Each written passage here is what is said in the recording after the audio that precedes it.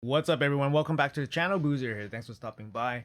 Happy Monday, by the way. Let's have a good start to the week. Today, we got some news about the upcoming Summon Rush. Now, if you guys been following the Fusion, this is the third summoning event for this Fusion. It's already 19 hours from starting. And Plarium announced some news to go along with this Summon Rush. So let's jump right into it. Right above my head, I'm going to break it up into 2 days. There's going to be 2 separate events.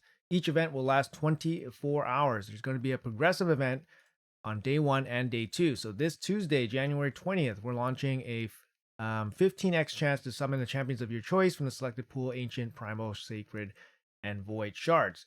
So first, let's go over some of these champions. We got the Cheshire Cat, Colite, the Ash Arrow, Thor. We got Crocad, Croz, Arnorn, Chalco the Blind, and Acrizia. Some pretty nice champions here. Obviously, there's going to be some highlight champions that are really good for some accounts, but it seems like most of these guys, are really strong. So let's jump into this real quick. We got the Demon Spawn Cat. So Demon Spawn Cat here. Demon Spawn Cat from the Alice Adventures. Really good. He's actually a free champion for brand new players right now, which is absolutely insane. It's pretty insane, like, right? Because he's such a good champion. But I have my opinions about which is the best login free champion for an account to start. And I think the cat is kind of not that one for me. Don't get me wrong, he's a great champion, especially for in-game accounts. He has a great, very flexible speed in all battles. Aura hits really hard. He has a great passive that keeps him alive. He has Veil as well. His general kit is just very synergistic, works really well together. He self buffs and all that stuff. Really good champion, but he needs good gear, right? He's a damage dealer, and I don't think he brings a lot of other kind of utility for a brand new player.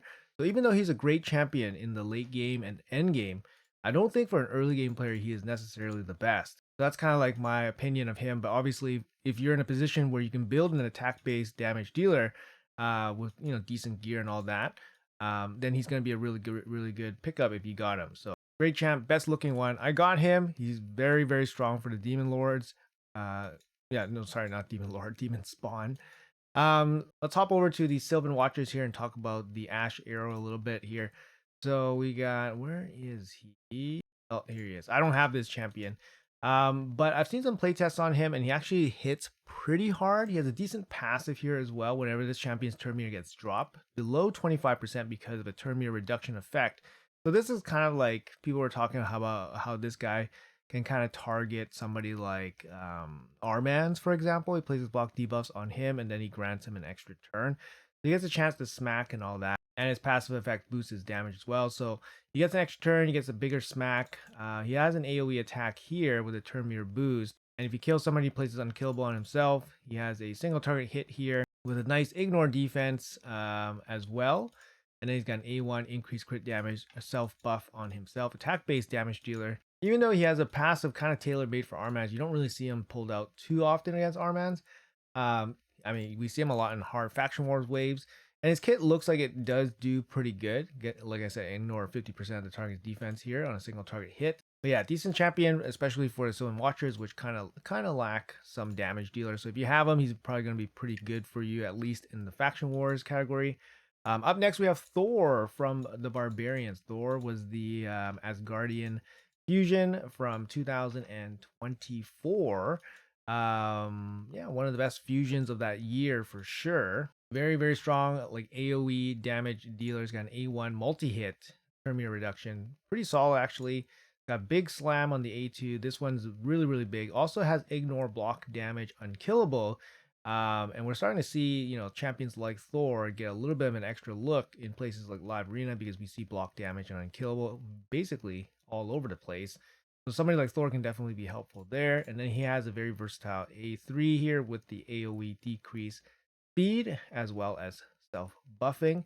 And then he has a passive here, which is just lots of passive damage. So every 10 hits on enemies, he will place another AoE attack that also can stun. The AoE attack is not particularly super powerful, but it is an AoE stun, and it is just passively doing damage. For Hydra, this guy is ridiculous. Most wave content is pretty ridiculous. The bad thing about him for Hydra is that the passive damage potentially could kill him on reflect.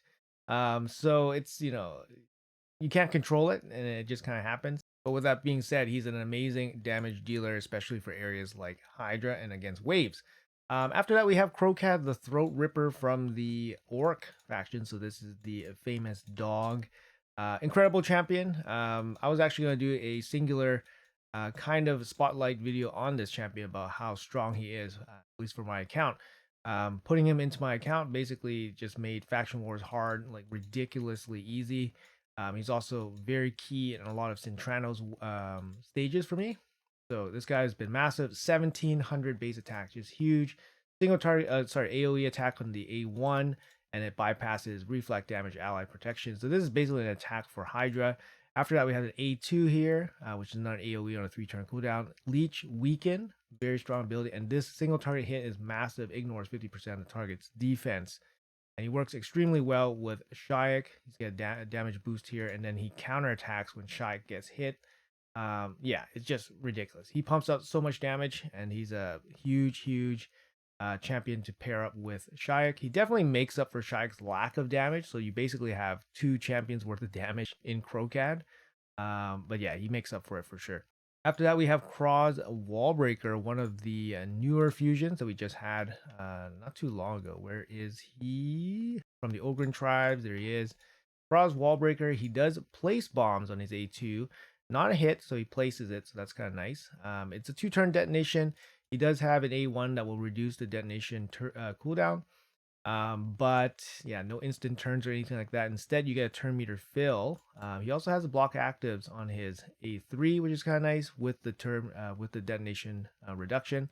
It's kind of nice, but you do need to get to this ability after you place bombs, or you have to get the A1 going as well. Either of these abilities are fine, but the problem is you have to get the turn after placing the bombs, so that the bombs can detonate right away. Either way, he's one of the more accessible damage dealers for the Ogren tribes, which does give him a little bit of use for this faction. That's it for the non-voids. Let's head to the void champions, and first off, we're going to start with the dwarves here. We got Arnorn the Shining. I do have this champion on my alt account, and he's really strong. I mean, he's a really strong champion. He can just one-shot your whole team if you're not ready for him. Big thing about him is his passive. When he suffers a fatal hit, his HP will be placed to 1, and then you get a stone skin on him.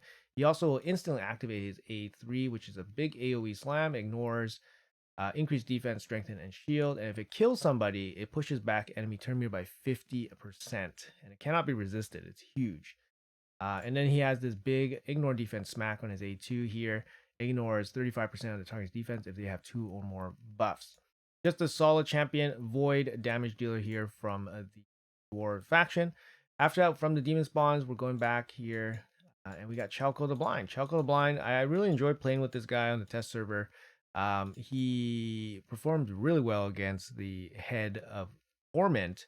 Basically, whenever the head of Torment lands a fear against him, he will use his Inducer of Pain, his A2. Single target hit, places block passives and decreased defense. Second hit places a spread. So once he gets feared, he comes back in, hits them with the A2, decreased defense ahead, and then all the debuffs get spread. So it gets kind of crazy, kind of wild. He does place increased accuracy, and he does bring decreased speed as well. Generally, he's a really good damage dealer. For an area like Hydra, you could use him for Arena as well. Obviously, a skill like block passive skills, really good for somewhere like Arena. But as a Hydra damage dealer, he actually performs really well as well. And lastly, for the voids on day 1, going back to the dwarves, we have a Crizia. Crizia here, max HP queen, max HP on every single hit. She does bring quite a bit of damage over the long term for somewhere like Hydra. So she's going to outperform the other max HP hitter like Newt, but not Marius. And the problem is Newt outperforms Acrizia in most of the dungeons because he brings 3 hits at max HP and she only brings 2. So it's a little bit of a drawback here for Acrizia because Acrizia is a void legendary, but she's being outperformed in dungeons by Newt, and she's outperformed by a free champion in Hydra. So she doesn't really have a spot right now. She's not really a champion that you would really chase, to be honest. But still, if you don't have those other two champions, she's going to be a excellent champion for you. All right, on to day 2. So on Wednesday, January 21st, we're planning to launch a progressive event. It's going to be another 15x event. This time we got Prince Kaimar, Amok, the first Satrap, Priva, the Slitherer, Lord, Entertainer, Fabian, Duchess. And then for the voids, we got Feidi, Sifi, and Suzanne. So we got Prince Karmar here from the Demon Spawns Reset Master here. He's still going to be one of the best champions for basically dungeon resetting. You don't need to book him out for his ability. For dungeons, you don't even need him to be 60. You don't even need him to have masteries. Great champion. If you're going to use him in just regular capacity, you build him with accuracy, you make him pretty fast. He can still help you out in a lot of areas. He does have speed in all battles as well. You can still use him in arena as well. Just know that his strip ability is just going to run into Stone Skin all the time, so you're going to have to take that coin flip against Stone Skin. But he's still great champion. It's so old, used everywhere before, but he's still super strong. After that, we have, what is it? Toad character from the Lizardmen. Here you go. Amok, the first Satrap. I know this guy is perhaps a Chimera champion, but I've never really seen him in a team. He's got an A1 leech, he's got decreased resistance, pain link, decreased speed on this ability, which is really cool. And then he has this kind of positive to negative ability in terms of buffs here and debuffs. Brings a bit of support, brings a bit of healing as well. And then he has this passive here that increases his max HP whenever he heals himself with the skill. Now, obviously, some of these debuffs are pretty good for Chimera. But like I said, I've never really seen him get played there too often. So not too sure about how viable he is. This big ability here with all the debuffs also a single target hit. So it might just not be the best in terms of just helping you through waves and stuff. More so kind of like a boss specialist champion here. After that, we have Priva the Slitherer from, I believe, the Demon Spawn here. Yes, there she is, Priva. To me, she feels like a Force Affinity Ancora. Got an A1 here, transfer all debuffs from this champion to the target. Cannot be resisted. This champion has 3 debuffs. It's got an A2, big heal here on a 3-turn cooldown, brings increased defense and increased speed. Very nice. This is a very nice ability, actually. 25% heal for everybody. And then she brings a 4-turn single target revive, max HP, half turn meter, and then full reset on the skills. That's very nice. It's interesting. It's similar to Ancora's, but Ancora gives you more turn meter, which means you have a better chance of getting a turn. But yeah, it's very similar. This is a very strong ability. It can definitely catch people off guard. Her passive is also a little bit interesting here. At the start of this champion's turn, transfer 1 debuff from each ally to this champion. Will not transfer any of the hard crowd control, but you can take things like poison, block buffs, whatever, right? At the end of this turn, it fills the turn meter of all allies by 10%, an additional 2% for each debuff on this champion. So everybody gets 10% turn meter and then gets 2 more percent for each debuff on her. It kind of synergizes well with her A1. She can just transfer it over. So she gets all the debuffs, transfers it over. The problem is it would have been nice to give her maybe like a cleanse ability so that she can take the debuffs. Maybe you don't want to use like the A1 and then give her like a cleanse, right? So she can cleanse it off. That would have been more synergistic. But her passive basically just synergizes with her A1 a bit. It's similar to Ancora. Ancora protects the highest crit damage champion by protecting them from hard crowd control. But she kind of protects your whole team from other non-crowd control stuff, and then she can transfer it off here. So I think Ancora personally is a little bit more better, but she does bring pretty good stuff here: increased speed, increased defense, and then speed in all battles here, 110 base speed, so very solid. But she doesn't bring any turn meter boosting or anything like that. But still a solid carry. After that, we have Fabian from the Undead Horde, 6th anniversary champion here. Incredible champion. I mean, I have him 6-star maxed out. He's very important for my roster. And yeah, he's really good. 109 base speed here, so he can be really fast for you. He's got an A1 turn meter pushback and turn meter steal. Got an A3 here, a single target petrify with an AoE True Fear. When they break out of True Fear, it comes back in with his ability. It's super annoying, super hard CC. Even if you have a wand to protect you from the initial hit and you push it back onto Fabian. Fabian has a passive here that makes sure that he cannot be hard CC'd, which is insane. And then he's got the money making ability here, 4-turn cooldown, AoE attack, reduces the duration of all enemy buffs by 3 turns, and then grants an extra turn if there's no buffs on the enemies. And then you come back in and you petrify them. It's just ridiculous. And then 100% chance of increasing the cooldown of all enemy skills by 3 turns. You got an enemy strip, and then you got a lockout. Very powerful, and then speed in all battles here. 19%, not the best, but still very flexible since it's in all battles. After that, we're going back to the demon spawns, and then we have the Duchess herself. Duchess. Good base stats here. Speed in all battles. Got the team revive, 70% HP, no turn meter, but she does bring Veil, continuous heal. The Veil should keep them alive. Hopefully they get a turn from that. Got an A1, a little bit of a shield here, and then she's bringing a 4-turn AoE block buff, increase attack, and a perfect Veil. Rebuffs here. He's got a buff on the A1, and then he's got buffs on the revive. Good candidate for a protection set, especially if you use her for like Hydra and stuff. Gives your team a lot of extra damage. She brings the passive here that gives you damage mitigation as well. She's a big carry throughout the whole game for progression and stuff. Her base attack is very, very slow, her animation. So not the fastest for like dungeon farming and stuff, but if you just want like consistent 100% clear, she's going to be very good for that because she's very tanky. She brings a lot of protection for your team, and then she does have the revive as well.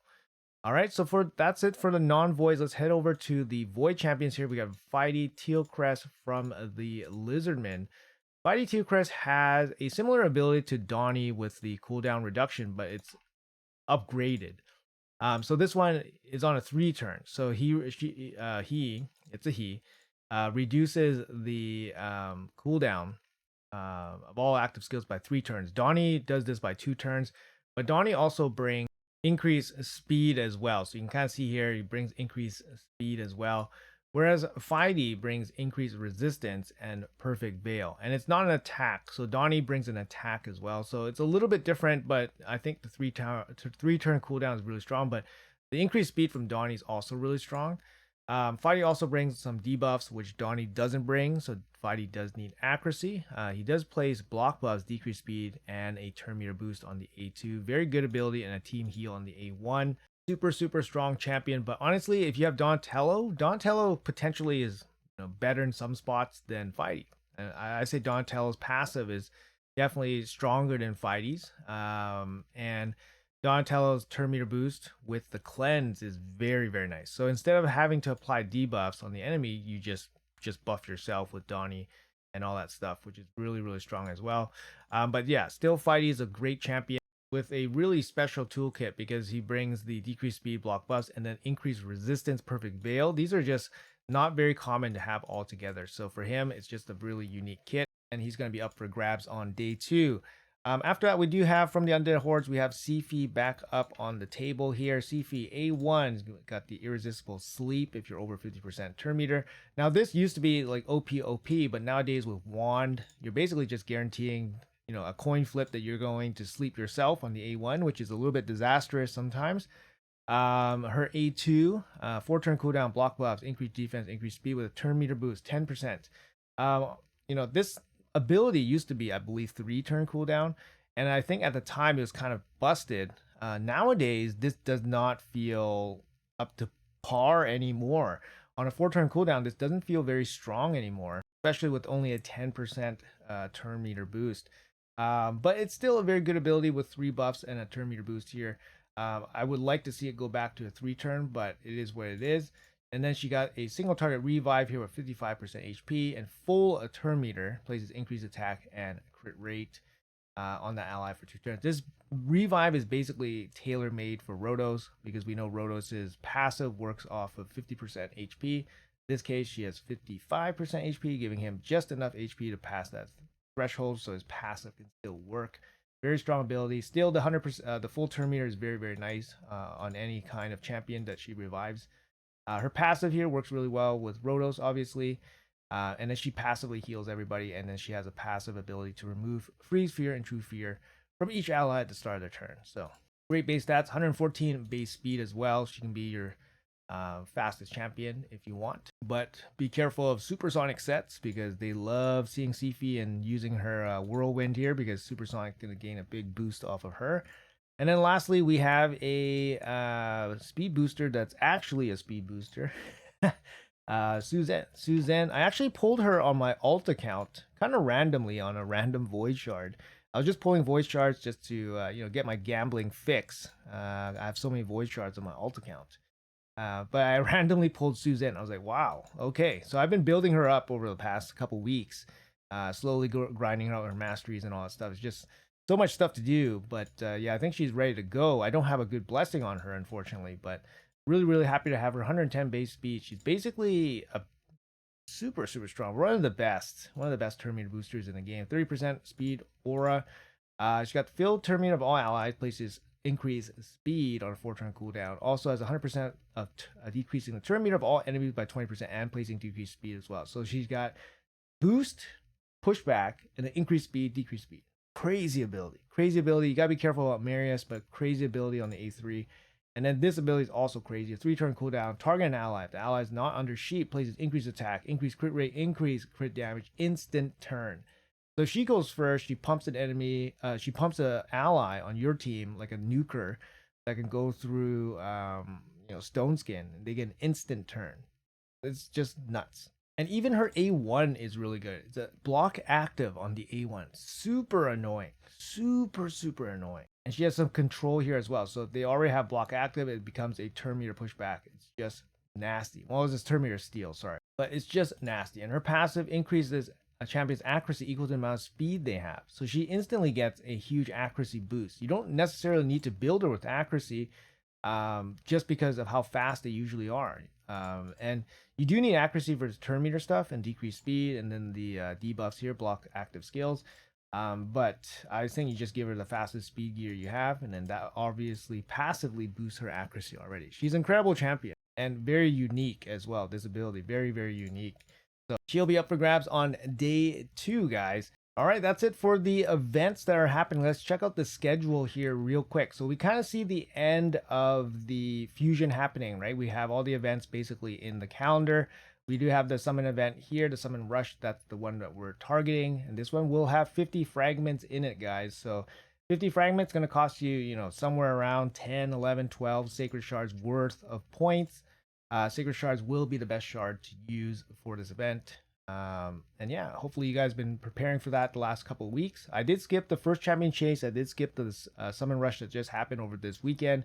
And I am targeting this summon rush. Now, there is a Sand Devil event that's happening as well. And then there's a bunch of nothing. So the bunch of nothing, I think as soon as this summon rush opens, we're probably going to see some news about potential big event that's going to happen right after. I don't see like a period of nothing. I think a Titan event's probably going to open. And if you guys watch my prediction video, it's probably going to be the Titan event that's going to have Cassandra's soul in it. And yeah, that's going to happen immediately after her fusion. And it's very possible that this summon rush that's happening tomorrow will probably include bits of the Titan event points in it as well. So a little bit of double dipping if you're planning to go for a Titan event. But honestly, it's Cassandra's soul, and Cassandra's just not a super, super popular fusion right now, I think. Although I think over 50% of you guys are going for Cassandra, and she will benefit from her soul, it doesn't feel like general community sentiment is very high on Cassandra. Personally speaking, I think she's kind of below average. She's more of a single target damage dealer, but she does do okay damage. If you have her in a really good build, she hits pretty hard on her A2. Last quick note here is that the Cassandra fusion ends in 5 days and 10 hours. Now, if you look on the calendar here, 1, 2, 3, 4, 5, there's a potential. There's a potential that there is a champion chase happening in the following weekend. So you could technically save Cassandra's until we get news of whether we have a champion chase on the weekend, and then you can pull her for that champion chase for some additional 500 points. I don't know if you guys want to risk it, because obviously if you guys miss the deadline with summoning her, you guys are going to lose her. But there is a chance that, she is going to be part of, there is going to be a champion chase. We're just having a summon event last weekend. So the rotation is summon and rush, champion chase, summon, rush, champion chase. So if it follows rotation, then we'll have a champion chase this upcoming weekend.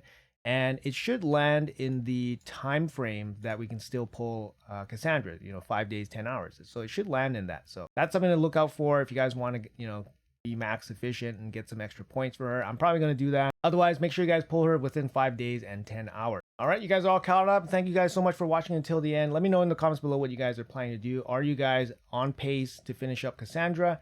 No worries, right? Hopefully. I'm not 100% sure which day I would probably pull for. I'm not going to pull Void Shards, so I'm just going to pull Sacreds. To be honest, I probably will pull for day 2. Maybe I can get some extra copies of like Fabian. The only champion I don't have is Amok and Priva. Neither of them I really want, but basically just for... I don't have the Ash Arrow either. Yeah, I gotta think about it a little bit. Anyways, guys, let me know in the comments below what you guys are planning to do. Thanks for watching till the end. Have a great day, and I'll see you guys in the next video.